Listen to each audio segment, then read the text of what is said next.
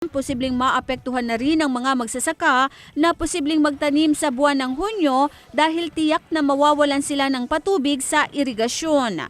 Eden Suarez, Eagle News. May isang solusyon na kung paanong mababawasan ang pangailangan sa supply at mataas na singil sa kuryente.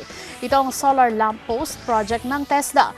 Alamin natin kung paano ito makakatulong sa report ni Nea Mangawang.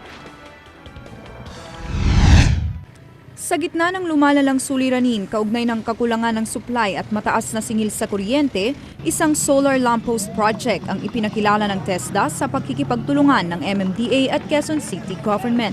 Ayon kay TESDA Director Joel Villanueva, napakalaking tipid at bawas hassle pa kung mas pipiliin na lamang ang nasabing solar lamppost kaysa mga regular na poste ng ilaw na kalimitang inilalagay sa mga kalsada.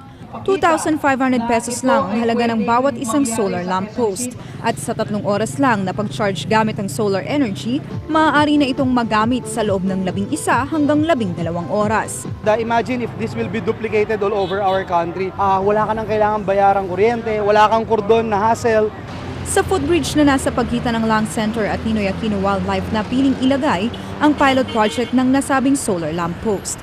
Para kay Villanueva, strategic ang lugar para sa proyekto. Kaya naman nagpapasalamat si Quezon City Mayor Herbert Bautista sa kalihim. Una, pasalamat tayo kay Secretary Joel Villanueva dahil sa proyekto na to. Maganda to dahil hindi na kailangan ng kable, bawas sa kuryente. No? Alam naman natin, mataas ang kuryente natin. So, malaking bagay ito for security purposes din. Pinag-aaralan na rin daw ni Bautista ang paglalagay ng nasabing lamppost sa iba pang footbridge sa Quezon City. Aniya, nakikipag-ugnayan na sila sa MMDA kung ilan ba talaga ang kabuang bilang ng footbridge sa lungsod. Si Villanueva naman nanawagan sa mga kumpanya na makipagtulungan na rin sa nasabing proyekto.